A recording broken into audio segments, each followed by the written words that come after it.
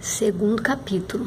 O segundo capítulo começa aqui na página 47 e tem como título O Olhar.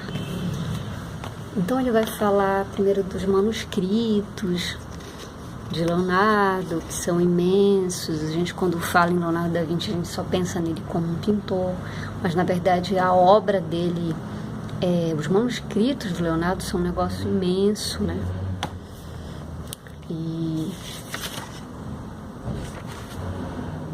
E ele fala também um pouco da forma do pensar, né? E vai dizer que Leonardo da Vinci não gostava de abstrações da filosofia pura, que definia ironicamente como um pseudo-conhecimento, que começa e termina na cabeça. Leonardo gostava muito de falar que ele era um homem que não estudou muito. Ele diz assim, ele tinha um certo orgulho às avessas de dizer que não estudou muito e que tudo que ele conhecia pela via prática, né? Pela via, vamos dizer, empírica, né? Um conhecimento mais voltado para a prática mesmo do que para teorização, apesar de que ele tinha uma capacidade de abstração fascinante, né? Fabulosa, assim. Então, a única forma válida de conhecimento... Peraí, deixa eu me arrumar aqui para ler direito. Para Leonardo da Vinci, era olhar para as coisas reais e os fenômenos, e ninguém jamais olhou para eles com mais intensidade ou os representou com maior originalidade. Entretanto, não confiava em ver simplesmente como se o olho fosse uma máquina fotográfica. E nem existia máquina fotográfica na época, vale lembrar.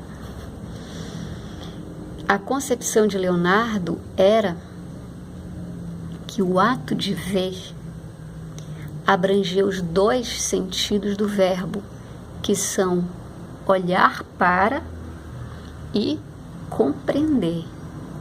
Então, é muito interessante ver a forma como ele se relacionava com a realidade à sua volta. E é disso que trata exatamente esse segundo capítulo. O olho, para ele, era parte do corpo humano, ele diz assim, era um instrumento do maior dos 5 sentidos, uma concepção tradicional muito influenciada por Platão e Aristóteles. Audição, tato, paladar e olfato ficavam abaixo da visão. E aí tem um trechinho de um escrito do próprio Leonardo. Leonardo diz o seguinte: o olho, do qual se diz ser a janela da alma, é o principal meio pelo qual os sensus comunes, centro coordenador das impressões sensoriais do cérebro, pode contemplar na maior plenitude e magnificência o trabalho infinito da natureza. E o ouvido é o segundo, tendo adquirido nobreza para a narração daquilo que o olho viu. É interessante, né, ver como ele... Assim, essa hierarquização dos sentidos, né? Interessante pra gente que enxerga. Talvez uma pessoa que não enxergue com os olhos fique chateada até com isso, porque privilegiar tanto um sentido e enfim, depreciar os outros, né? Talvez para quem não tenha a mesma capacidade que a gente tem de usar os olhos, talvez pareça algo bem esquisito. E ele segue dizendo: agora você não vê que o olho abraça a beleza do mundo? O olho comanda a astronomia, ele faz a cosmografia, ele guia e corrige todas as artes humanas, conduz o homem a várias regiões do mundo. É o príncipe da matemática. Suas ciências são as mais corretas, segundo ele. Ele mede a distância e o tamanho das estrelas, desvenda os elementos e suas distribuições, faz previsões de eventos futuros. Nossa, esse olho é até cartomante, né? faz previsões de eventos futuros por meio do curso das estrelas. Veja que a astrologia era considerada uma ciência, um conhecimento mesmo nessa época, né?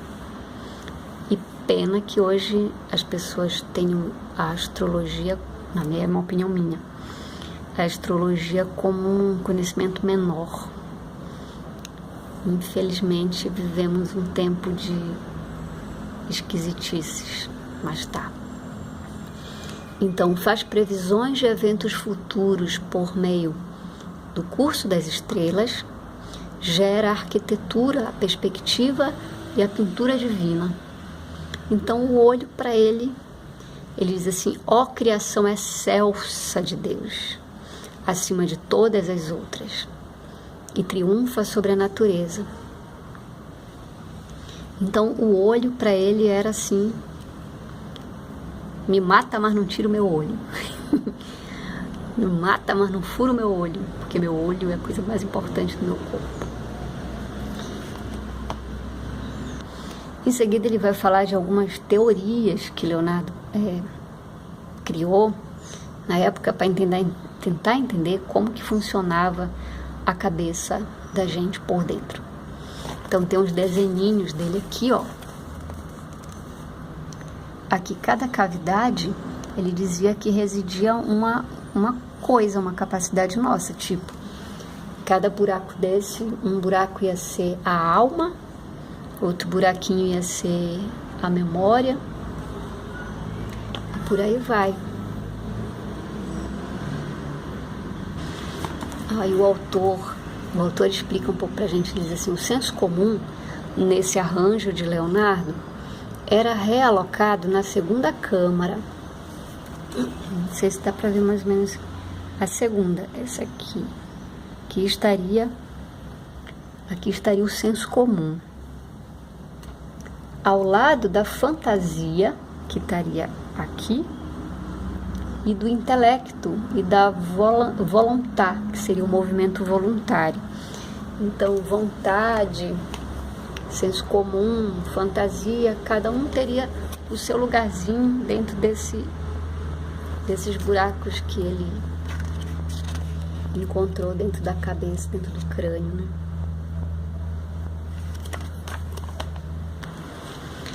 Aí ele diz assim: Leonardo considerou que o olho e sua pupila operavam como uma câmara obscura. Já falei para vocês, acho, da câmara obscura, que é o princípio a partir do qual, depois de muito tempo, lá no século XIX, vão ser criados os primeiros equipamentos fotográficos, primeiro chamados de daguerreótipo, depois de fotografia e tal. Então, nessa época, a câmara obscura, que nada mais era do que um caixote de madeira com uma lente acoplada com um buraquinho por onde a luz passava, e ali dentro, no fundo daquela caixa, a imagem se formava através da passagem dos raios luminosos do exterior da caixa para dentro da caixa. Da mesma forma como sabemos que hoje funciona o nosso olho. E já na época, Leonardo já tinha essa intuição de que o olho humano era uma espécie de câmara obscura. Então ele diz: considerou que o olho e sua pupila operavam como uma câmara obscura, uma caixa sem luz com um furo semelhante às primeiras máquinas fotográficas. Ele sabia, inclusive o autor coloca semelhante às primeiras máquinas fotográficas. Não acho legal porque acaba gerando uma confusão para quem não tem, né, certo conhecimento da história da fotografia e tal. Vai pensar que, então nessa época que começaram as câmeras fotográficas. Não. Mas tá. Leonardo, sabia que em uma câmara dessas... esse moço passa todo dia com essa moto horrível, não sei porque a pessoa faz isso.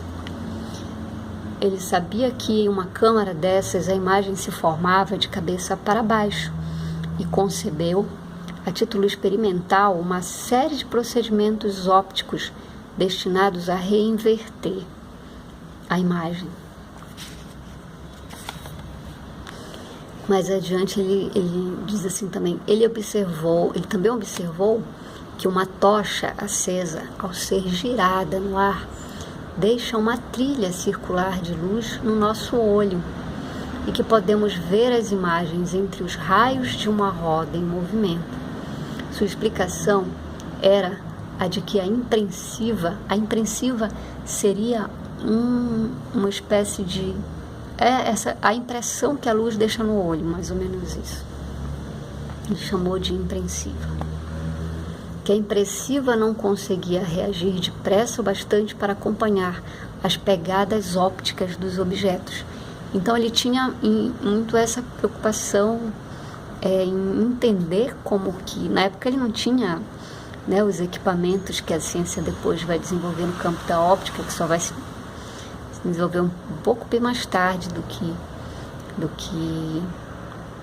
o tempo que ele passou sobre a Terra, mas é muito interessante ver como ele tinha essa sacação, né?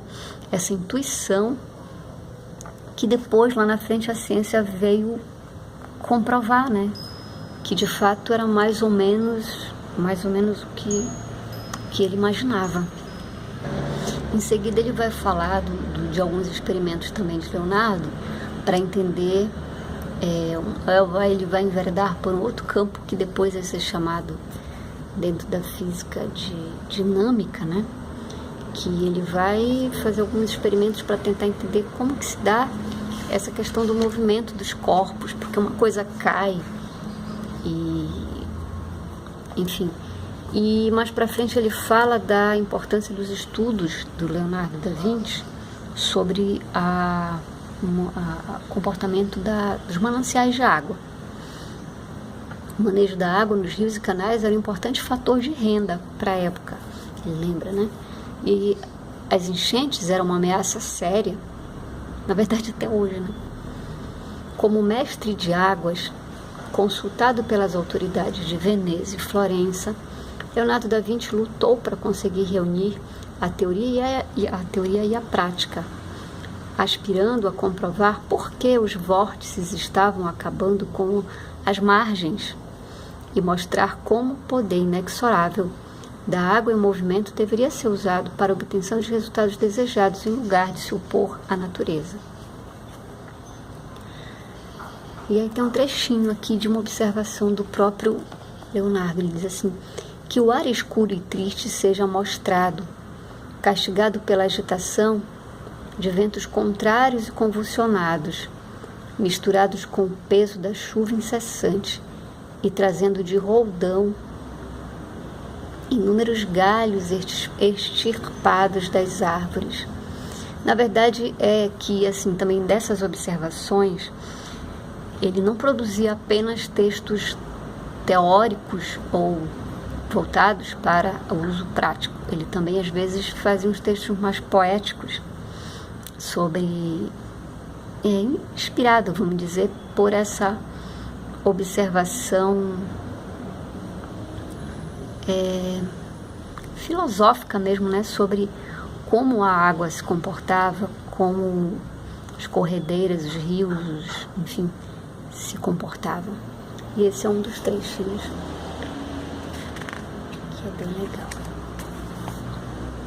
Bom, desse segundo capítulo, acho que é o que tem de principal. Aí, no próximo capítulo, a gente vai falar do corpo e a máquina. Então, se você gostou, mostra para os seus amiguinhos esse vídeo e se inscreve.